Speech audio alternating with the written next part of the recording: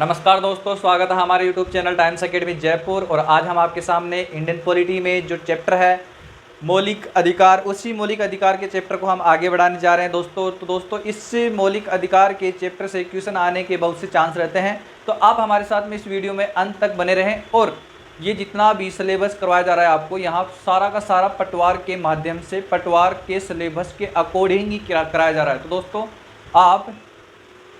आप हमारे से जुड़े और इस वीडियो का आनंद लें। तो दोस्तों, हम स्टार्ट करते हैं। हमने जो पिछले वीडियो में दोस्तों अब तक जो हमने पढ़ा है वो आर्टिकल 15 हम पढ़ चुके हैं दोस्तों। और आज हम जो स्टार्ट करने वाले हैं दोस्तों वो आर्टिकल 16 है, यानी कि आर्टिकल 16। तो आर्टिकल 16 में क्या बात कही गई है, इतनी सी बात देखो आप। आर्टिकल 16 में दोस्तों सामाजिक आरक्षण को परिभाषित किया गया है। किसको? सामाजिक आरक्षण को परिभाषित किया गया है। तो सामाजिक आरक्षण किस प्रकार से, देखो इसमें सामाजिक आरक्षण को परिभाषित किया गया है,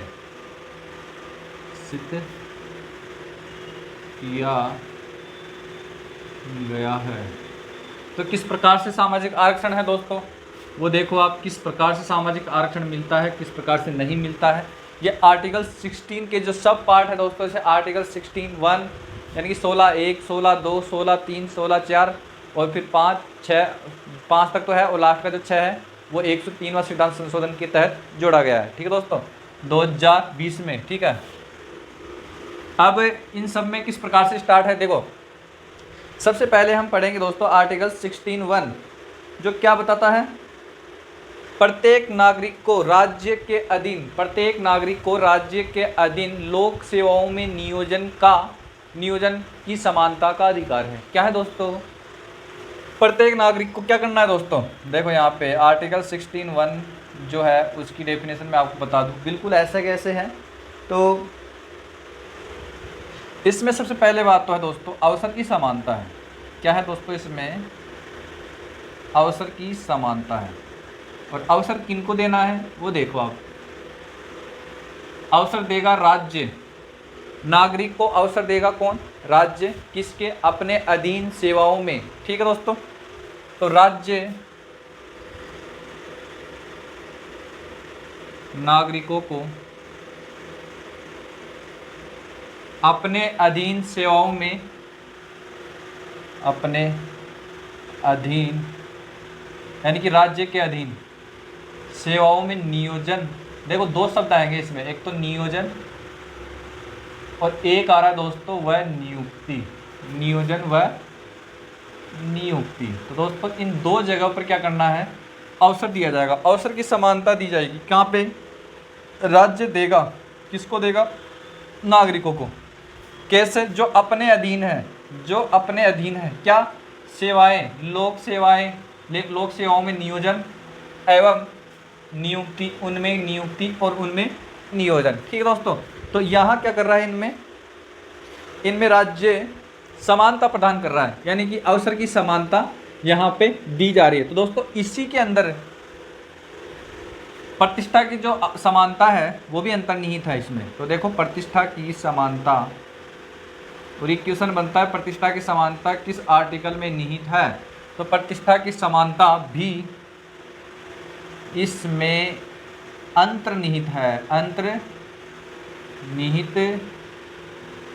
है। इसका मतलब अवसर और प्रतिष्ठा दोनों की समानता जो है दोस्तों इसमें बताई गई है। तो सीधा सा क्वेश्चन इस प्रकार से है कि अवसर और प्रतिष्ठा की जो समानता है किस आर्टिकल में है। तो वैसे बेसिकली तो आर्टिकल 16 है, और अगर सब पार्ट दिया जाए तो दोस्तों उसमें है 16(1). ठीक है दोस्तों, 16(1) जिसमें अवसर की समानता तो किस प्रकार से मिल रही है, अवसर की समानता तो राज्य के अधीन जो सेवाएं हैं उनमें नियोजन एवं नियुक्ति करके, और प्रतिष्ठा की समानता भी इसमें मिल रही है। ठीक है दोस्तों, तो इस प्रकार से ये 16(1) हो गया। अब 16(2) है दोस्तों, वो इसका एक्सप्लेनेशन है। देखो इसका एक्सप्लेन है, यानी कि इसको थोड़ा सा बढ़ा दिया गया है। वो देखो किस प्रकार से दोस्तों, ये 16 जो है इसमें नागरिक की बात ही करेंगे, ये मैं पहले बता चुका हूँ, केवल नागरिक की बात ही करेंगे इसमें। तो देखो राज्य क्या करेगा 16(2) में, राज्य किसी भी नागरिक को धर्म, जाति, मूलवंश, लिंग, जन्म स्थान, उद्भव और निवास स्थान के आधार पर भेदभाव नहीं करेगा। राज्य क्या करेगा? राज्य किसी भी नागरिक को, अब यहाँ पर भेदभाव, जिस मान लो यहाँ पर बताया गया है कि अवसर देंगे हम, तो अवसर किन में देंगे, तो ये चीज़ यहाँ बताई गई है, मतलब ये है इनमें भेदभाव नहीं किया जाएगा। तो कहाँ भेदभाव नहीं किया जाएगा? जो इसमें बता रखी है। ठीक है दोस्तों, तो देखो आप, राज्य क्या करेगा? किसी भी नागरिक को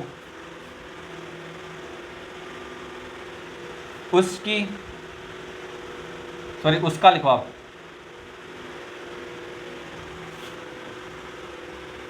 उसकी जाति, धर्म, फिर आ जाएगा मूलवंश, फिर आ जाएगा इसमें, ऐसे एकदम डिप्टो याद करने हैं आपको, 1 2 3 जैसे मैं लिख रहा हूँ, जाति, धर्म, मूलवंश, जन्म स्थान, फिर बाद में याद रखना है आपको क्या? जन्म स्थान, जाति, धर्म, मूलवंश, जन्म स्थान, जन्म स्थान के बाद में आपको लिंग, फिर है निवास स्थान, और एक दोस्तों उद्भव। तो राज्य क्या करेगा? किसी भी नागरिक को उसकी जाति, धर्म, जन्म स्थान, लिंग, निवास स्थान और उद्भव के आधार पर लोक सेवाओं के नियोजन में कोई भेदभाव नहीं करेगा। लोक सेवाओं के नियोजन में कोई भेदभाव नहीं करेगा। जाति, धर्म, मूलवंश, जन्म स्थान, लिंग, निवास स्थान, उद्भव के आधार पर राज्य, देखो, के आधार पर राज्य क्या करेगा? के आधार पर राज्य लोक सेवाओं के नियोजन में, लोक सेवाओं के नियोजन में या अपने अधीन सेवाओं के नियोजन में कोई भेदभाव नहीं करेगा। कोई भेदभाव नहीं करेगा। ये है एक्सप्लेनेशन में। क्या है दोस्तों? राज्य किसी भी नागरिक को उसकी जाति, धर्म, मूल वंश, जन्म स्थान, लिंग, निवास स्थान, उद्भव के आधार पर राज्य, यहाँ राज्य मत लिखो ताकि दिक्कत आ जाएगी, टेंशन। देखो, के आधार पर लोक सेवाओं के नियोजन में कोई भेदभाव नहीं किया जाएगा, कोई भेदभाव नहीं करेगा। तो ये देखो यहाँ पर अंडरलाइन इसको कर लेना, और एक अगर आप अंडरलाइन करना चाहो तो इन सारे वर्ड्स को अंडरलाइन कर लेना। ठीक है दोस्तों, ये सारे डेटो यूँ क्यों आएंगे। यहाँ तक हो गया काम पूरा।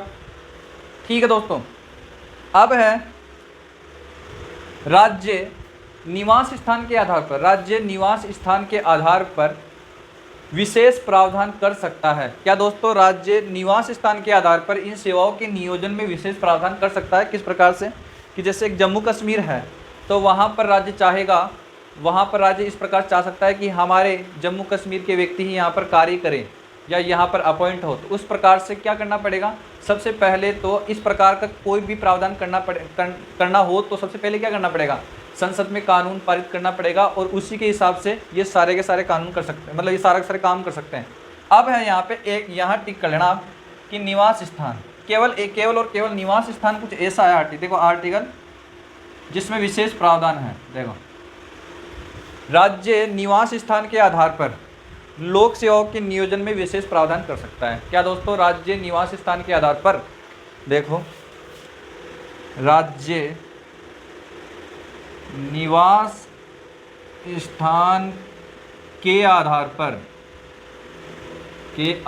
पर लोक सेवाओं के लिए, लोक सेवाओं में नियोजन के लिए, लोक सेवाओं में नियोजन के लिए, लोक सेवाओं में नियोजन के लिए क्या करेगा दोस्तों? राज्य विशेष प्रावधान कर सकता है। क्या दोस्तों? विशेष प्रावधान कर सकता है। तो यहाँ लिखूं, विशेष प्रावधान कर सकता है। और ऐसा करने के लिए उसको क्या करना पड़ेगा? ऐसा करने के लिए उसे सबसे पहले संसद में कानून बनाना पड़ेगा। तो देखो यहाँ पर ऐसा करने के लिए संसद में कानून बनाना पड़ेगा। ये हो गया दोस्तों, संसद में कानून बनाना पड़ेगा, बनाना पड़ेगा। ऐसे नहीं कर सकता, खुद की इच्छा से नहीं कर सकता, पहले कानून बनाना पड़ेगा उसको। ठीक है दोस्तों, ये है। तो ये सारा का सारा 16(1), 16(2), 16(3) हो चुका है। इसका आप स्क्रीनशॉट लेना। देखो दोस्तों, ये है ना 16(3) का पूरा ब्लॉक में लिख दो आपको, ताकि आपकी दिक्कत नहीं हो। ये है 16(3), ठीक है दोस्तों। ये आ गया 16(2), ठीक है। तो इस प्रकार से एक बार इसका स्क्रीनशॉट लो फटाफट इसका।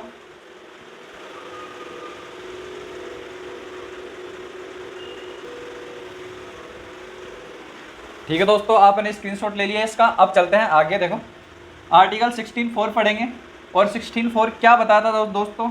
राज्य क्या कर सकता है? राज्य पिछड़ेपन के आधार पर क्या कर सकता है? राज्य पिछड़ेपन के आधार पर आरक्षण प्रदान कर सकता है। अब वो आरक्षण किस प्रकार से प्रदान कर सकता है, क्या क्या है, किस प्रकार से SC/ST को आरक्षण मिला है और किस प्रकार से OBC को मिला है, तो वो सारी जानकारी 16(4) में दे रखी है। और ये वाला जो 16(4) आर्टिकल है वो बहुत ही अच्छा आर्टिकल है, तो इसको आप ढंग से याद रखना। ठीक है दोस्तों, देखो नागरिकों के पिछड़े वर्ग, देखो यहाँ पे 16(4) की बात करता हूँ। यहाँ पर मेन शर्त क्या है दोस्तों? नागरिकों का पिछड़ा वर्ग होना चाहिए। क्या दोस्तों? नागरिकों का पिछड़ा वर्ग होना चाहिए। किसकी दृष्टि में? ये राज्य की दृष्टि में। ठीक है दोस्तों, राज्य की दृष्टि में यहाँ लिखो आप, राज्य की दृष्टि में नागरिकों का पिछड़ा वर्ग, नागरिकों का पिछड़ा वर्ग।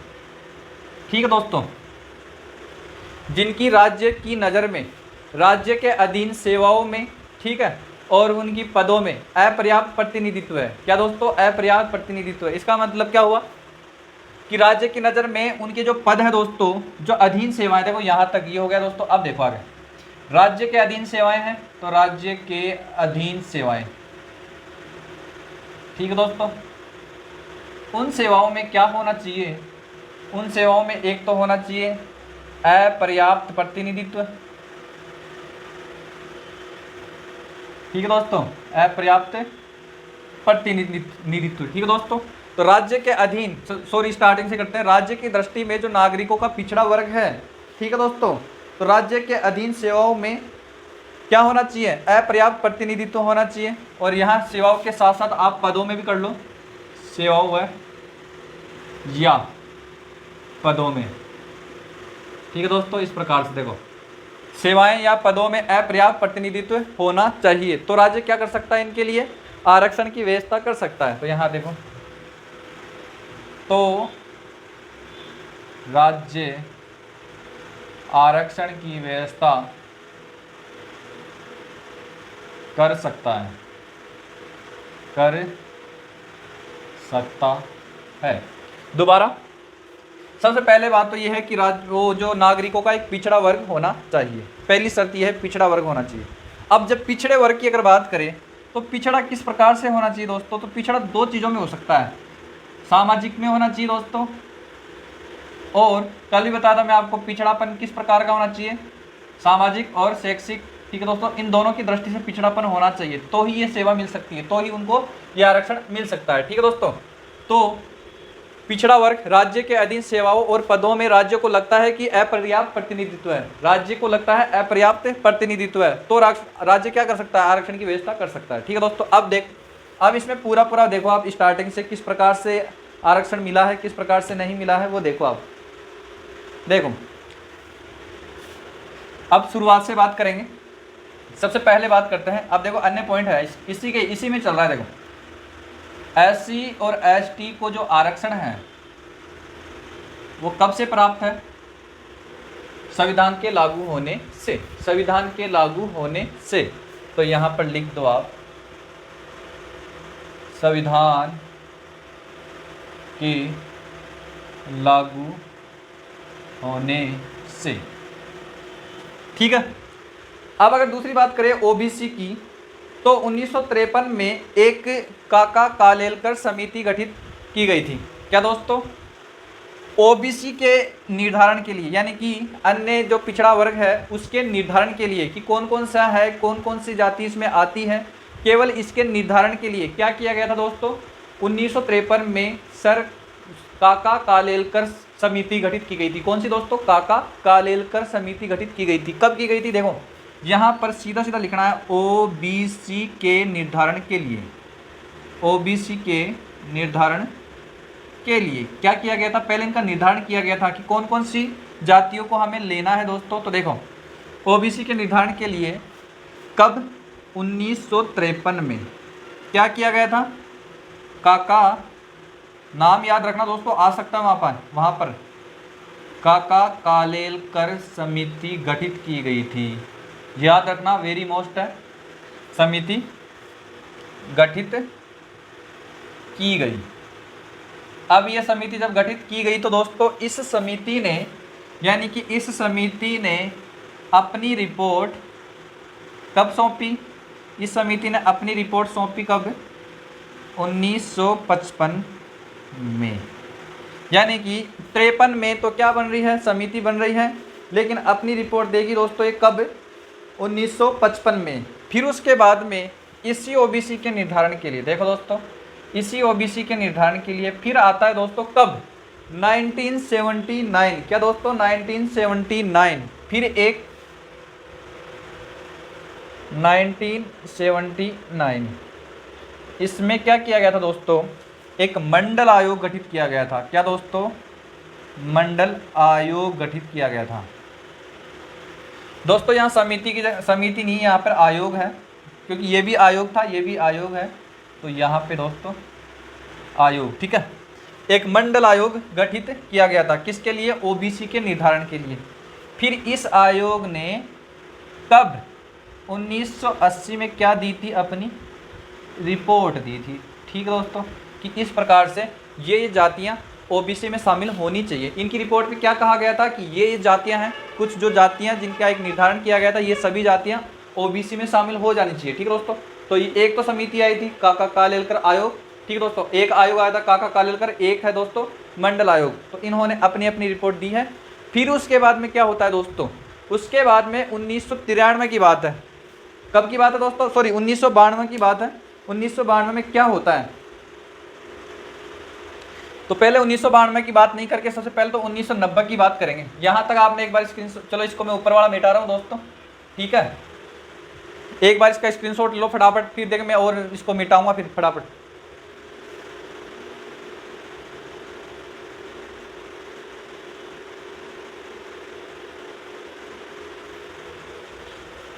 ठीक है दोस्तों, अब देखो, अब हम बात करते हैं दोस्तों जब विश्वनाथ प्रताप सिंह की जो सरकार थी, कब थी दोस्तों? 1990 में सरकार थी। किसकी? विश्वनाथ प्रताप सिंह की सरकार थी। तो इस विश्वनाथ प्रताप सिंह की सरकार ने क्या फैसला लिया? ठीक है दोस्तों, देखो क्या फैसला लिया। 1990 की बात है। कब है दोस्तों? 1990 की बात। सरकार किसकी थी? सरकार थी विश्वनाथ प्रताप सिंह। विश्वनाथ प्रताप सिंह। इस सरकार ने क्या फैसला लिया?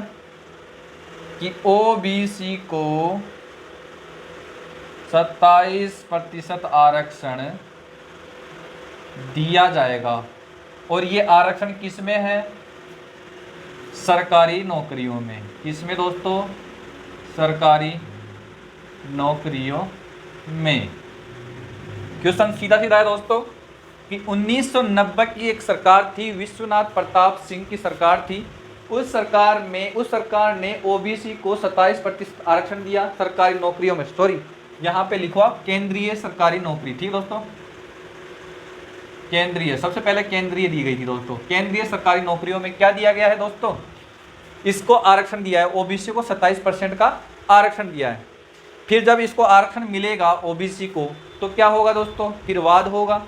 वाद किस प्रकार से होगा दोस्तों? 1-1.5-2 साल के बाद में वाद होता है, और वो इंदिरा साहनी और भारत संघ वाद होता है। क्या है दोस्तों? ये लो 1992 में वाद हो गया। किसके लिए? इस आरक्षण के लिए। आरक्षण के लिए वाद होता है कब? इंदिरा साहनी वर्सेज भारत संघवाद होता है, या इसको अन्य नाम बोले तो आप इसको मंडलवाद भी बोल सकते हैं। ठीक है दोस्तों, ये नाम भी इसको दिया गया है क्योंकि इसमें जितने फैसले हैं वो मंडलवाद के अकॉर्डिंग है। ठीक है, देखो अब मैं आगे बताता हूँ आगे क्या हुआ। ये वाद किया गया दोस्तों। अब जब ये वाद सुप्रीम कोर्ट में जाएगा तो वहाँ सुप्रीम कोर्ट फैसला भी सुनाएगी, और सुप्रीम कोर्ट का जो फैसला है वो क्या है? वो 4-5 बातें हैं, फटाफट आप उसको याद करना। देखो यहाँ से सुप्रीम कोर्ट क्या करेगी? फैसला सुनाएंगी। सुप्रीम कोर्ट का फैसला है, सबसे पहले तो फैसला कब आता है दोस्तों? ये है 22 नवंबर, कब? 1992 को आता है। फैसला क्या क्या आता है दोस्तों? देखो आप, पहली बात, आरक्षण का जो आधार है वो क्या है? वो पिछड़ापन है। किस किस में? सामाजिक और शैक्षिक पिछड़ेपन के आधार है। ठीक है दोस्तों, तो ये आधार सही है। इस आधार के ऊपर राज्य क्या कर सकता है? आरक्षण प्रदान कर सकता है। ठीक है दोस्तों, तो सबसे पहली बात इसने यही कही गई थी। ठीक है दोस्तों, कि आरक्षण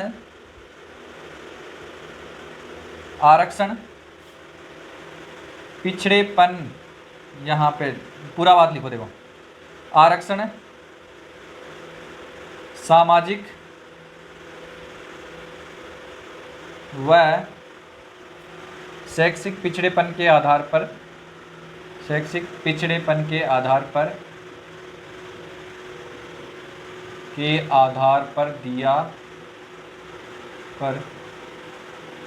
दिया गया है।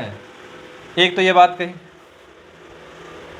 दूसरी बात, चलो ये दूसरी बात है तो पहली बात बता दूं मैं आपको। पहली बात इतनी सी है स्टार्टिंग में कि ओबीसी को 27% आरक्षण वैध है। क्या है दोस्तों? वैध है। ठीक है, क्योंकि इसमें जो आरक्षण है वो सामाजिक और शैक्षिक पिछड़ेपन के आधार पर दिया गया है, जो क्या है? वैध है। ठीक है, फिर तीसरी बात इसमें कही गई है दोस्तों, वो इतनी सी है कि आर्थिक आधार पर किसी प्रकार का कोई आरक्षण नहीं दिया जाएगा। यहाँ पर है कि आर्थिक आधार पर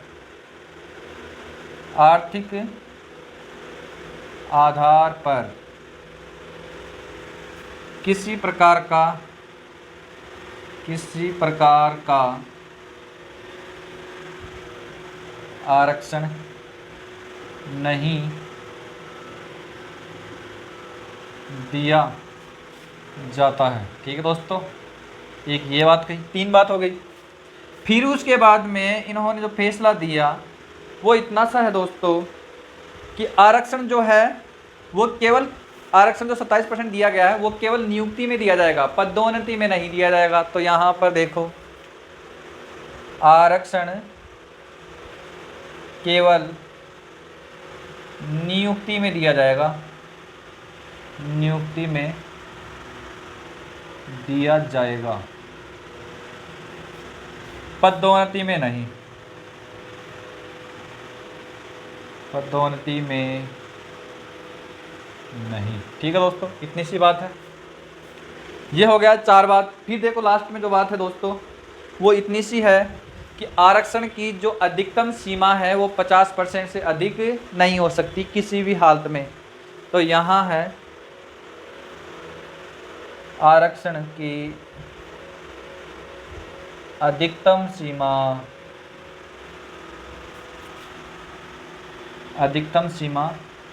50% से अधिक नहीं हो सकती। मतलब किसी भी परिस्थिति में 50% से अधिक नहीं हो सकती आरक्षण की सीमा। फिर जो लास्ट बात है दोस्तों कि क्रीमी लेयर को, ओबीसी में जो क्रीमी लेयर है दोस्तों उनको आरक्षण का लाभ नहीं मिलेगा। अब वो किस प्रकार से है, यहाँ पर जो लास्ट 6वीं बात है वो यहाँ पर लिख देता हूँ। ओबीसी में क्रीमी लेयर को क्रीमी लेयर को आरक्षण का लाभ नहीं दिया जाएगा, आरक्षण का जो लाभ है नहीं दिया जाएगा। यह है ओबीसी में क्रीमी लेयर को आरक्षण का लाभ नहीं दिया जाएगा। अब क्रीमी लेयर दो चीज़ करती है दोस्तों। क्रीमी लेयर का अगर निर्धारण करना है तो हमें आर्थिक कंडीशन देखनी पड़ेगी, आर्थिक स्थिति, ठीक है दोस्तों। और उसमें जो उसके पत्र है किस प्रकार के, सॉरी उसके जो पद है, पत्र तो कहाँ से आएंगे, पद है, जो व्यक्ति आरक्षण लेना चाहता है उसका पद देखा जाएगा। एक तो उसकी आर्थिक स्थिति और एक जो व्यक्ति आरक्षण लेना चाहता है उसका पद देखा जाएगा, पद, ठीक है दोस्तों। यहाँ तक होता है दोस्तों कंप्लीट। और अब इसके बाद में किसी प्रकार के जैसे 3-4 प्रकार के क्या हुए हैं, संविधान संशोधन हुए हैं। और दोस्तों यहाँ से बनने वाली है क्लास एकदम इंटरेस्टिंग। तो एक बार आप इसका स्क्रीनशॉट लो, फिर चलते हैं आगे की तरफ। तो यहाँ पर आप फटाफट इसका स्क्रीनशॉट ले लो आप, फिर चलते हैं दोस्तों आगे।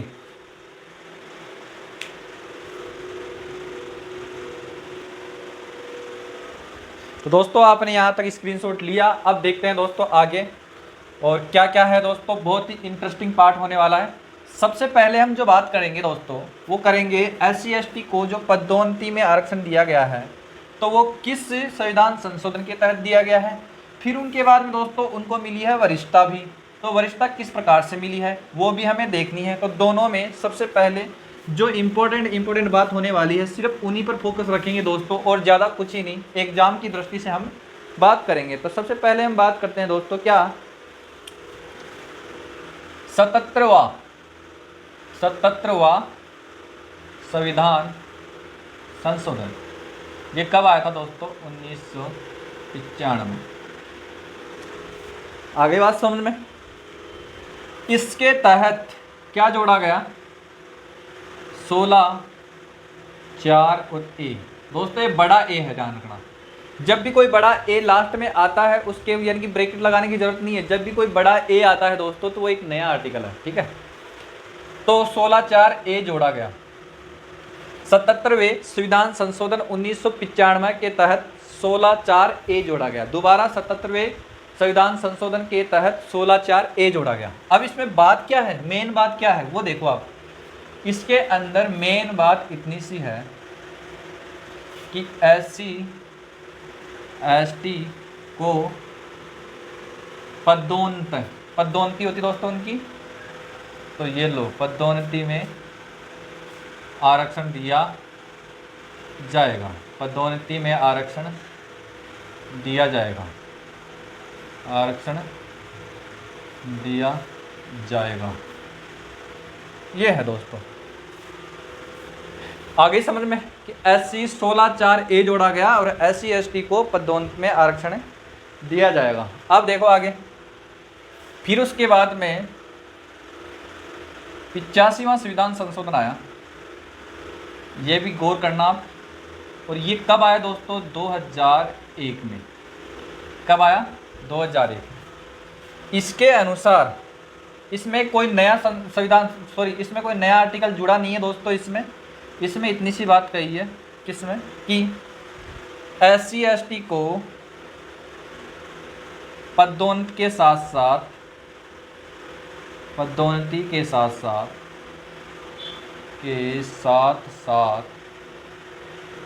क्या मिलना चाहिए, वरिष्ठता भी मिलनी चाहिए। पदोन्नति के साथ साथ वरिष्ठता भी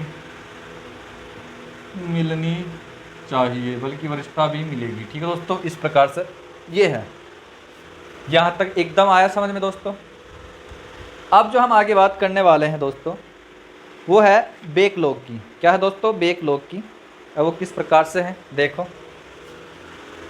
सबसे पहले तो मैं आपको बता दूँ ये जो बैकलॉग है वो किस में, मतलब SC/ST वालों के लिए नहीं है कि SC/ST वालों के लिए ही है। अगर OBC की सीटें भी अगर खाली रहती हैं और अगले साल उनके लिए अगली बार जब भी भर्ती लाई जाती है उनके लिए अगर बैकलॉग लिया जाता है दोस्तों, सबके लिए, ठीक है दोस्तों। SC/ST OBC जनरल सबके लिए बैकलॉग की जो बैकलॉग में जो आते हैं वो देखो आप। सबसे पहले तो इनका देख लो आप कि ये किस संविधान संशोधन के तहत है, तो वो देखो आप 81वां संविधान संशोधन 2000 वहाँ है, 2000 में क्या है दोस्तों, 81वां संविधान संशोधन 2000। सबसे पहले तो इसमें 16(4) और बी ये जुड़ा है। क्या है दोस्तों, 81वां संविधान संशोधन 2000 16(4) बी जुड़ा है। और उसमें बात क्या कही गई है, जो बैकलॉग की भर्ती, बैकलॉग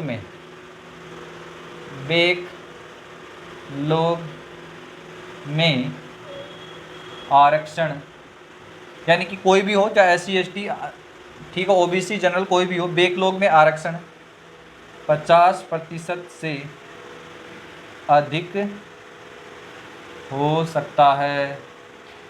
ठीक है दोस्तों, 50% से अधिक, जो कुल आरक्षण है उसकी बात कर रहे हैं, 50% से अधिक भी हो सकता है। बैकलॉग की भर्ती होती है दोस्तों, उन बैकलॉग की भर्ती के अनुसार भर्ती में ये बताई गई है। ठीक है दोस्तों, देखो आप बैकलॉग की भर्ती में, देखो बैकलॉग की भर्ती में ऐसा लिख लो आप, यहाँ पर आरक्षण 50% से अधिक हो सकता है। तो आपको ये डिट्टो याद रखना है। ठीक है दोस्तों, ताकि आपकी टेंशन नहीं होगी। फिर उसके बाद में एक छोटा सा और बता दो दोस्तों, वो है ये 81 आया तो यहाँ पर 82 भी आ गया। और ये है दोस्तों संविधान संशोधन 2000 के तहत, इसमें 335 की जो धारा है दोस्तों, उसमें थोड़ा बहुत चेंज किया गया है। वो क्या किया गया है दोस्तों, देखो 335 और 335 क्या बोलती है, 335 ये निर्धारण करती है कि एक मिनिमम क्राइटेरिया होना चाहिए, यानी कि एक न्यूनतम योग्यता होनी चाहिए। 335 क्या बात बोलती है कि न्यूनतम योग्यता होनी चाहिए, न्यूनतम योग्यता होनी चाहिए। लेकिन 82वां संविधान संशोधन 2000 के तहत ये न्यूनतम योग्यता जो है वो SC ST वालों के लिए न्यूनतम योग्यता से भी कम में क्या किया जाएगा, हमें भर्ती की जाएगी। ठीक है दोस्तों, तो देखो आप, तो मतलब इनको न्यूनतम योग्यता से क्या मिली है, छूट प्रदान की गई है। देखो SC ST को न्यूनतम योग्यता में छूट प्रदान की गई। ठीक है दोस्तों, ये किया गया। 1 2 3 4। तो दोस्तों आज का वीडियो यहीं समाप्त करते हैं और मिलते हैं अगले वीडियो में। और अगले वीडियो में बताऊंगा दोस्तों, यहाँ पर आपको ये जो 77, 81, 82, 85 जो ये संविधान संशोधन हुए हैं, इनका भी एम नारायणम एक वो है, मतलब वाद हुआ है। उस वाद के तहत क्या किया गया है, इनको भी एक बार कोर्ट में घसीटा गया है। और फिर उसके बाद में जो कोर्ट का फैसला है वो किसके पक्ष में आया है, वो इन्हीं के पक्ष में आया है। कारण इतना सा है कि ये जो भी जितने भी आरक्षण दिए गए हैं वो किसके अकॉर्डिंग दिए गए हैं, वो एक तो सामाजिक पिछड़ापन और एक शैक्षिक पिछड़ेपन के आधार पर। तो दोस्तों आज की क्लास यहीं समाप्त करते हैं, मिलते हैं अगली क्लास में, तब तक के लिए गुड बाय।